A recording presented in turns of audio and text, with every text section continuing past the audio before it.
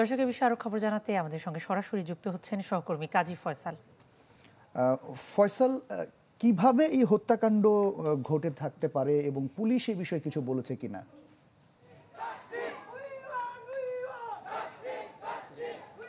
ঘটনাটি মূলত আজকে বিকেলে এই ঘটনাটি ঘটে এবং যেটি সিসিটিভির ফুটেজও কিন্তু আমাদের হাতে এসেছে এবং আমরা সেটা দেখেছি। এই ঘটনায় এই যে জুবায়েদ হোসাইন কিন্তু ছাত্রদের নেতা জগন্নাথ বিশ্ববিদ্যালয়ে, এবং এখানে তার সহপাঠীরা কিন্তু এখানে এসে বিক্ষোভ করছেন। এই হত্যাকাণ্ডের বিচার তারা দাবি জানিয়েছেন এবং তারা বলছেন যে এই হত্যাকাণ্ডে মূলত যেই জায়গাটিতে ঘটেছে আরমানিটোলার নূরবক্স রোডে রোশন ভিলার ৩য় তলায় মূলত তার রক্তাক্ত মরদেহ পাওয়া যায় এবং এইখানে কিন্তু এই যে জুবায়েদ নিহত হয়েছে তার ছাত্রীর বাসা।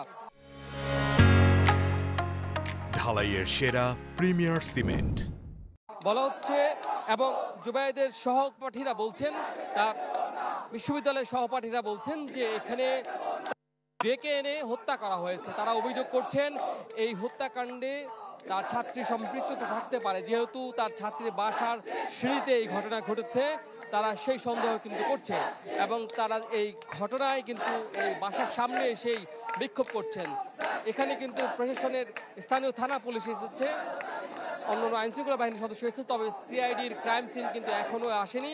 শিক্ষার্থীরা বলছেন এটিকে সর্বোচ্চ গুরুত্ব দিয়ে যেন তদন্ত করা হয় এবং এই ঘটনায় অনেকে অভিযোগ করছেন যে এই ছাত্রী তার বয়ফ্রেন্ড রয়েছে এবং সে এটার সাথে সম্পৃক্ত থাকতে পারে সেই সন্দেহ করছেন।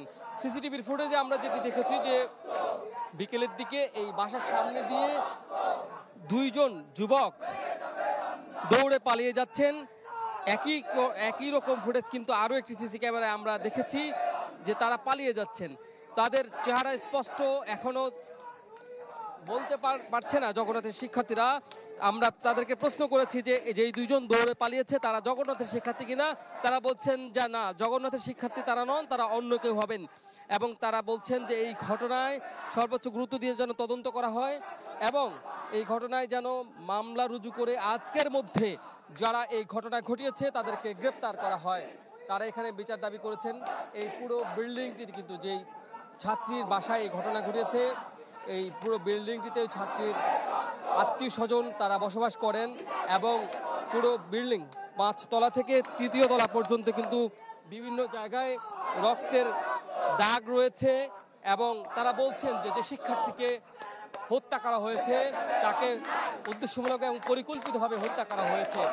এই ঘটনায় পুলিশ বিভিন্ন আলামত সংগ্রহ করছে এবং শিক্ষার্থীরা কিন্তু শুধুমাত্র এখানে না, ঢাকা বিশ্ববিদ্যালয় এবং জগন্নাথ বিশ্ববিদ্যালয়ে কিন্তু এই হত্যার বিচারের দাবিতে তারা বিক্ষোভ করছেন।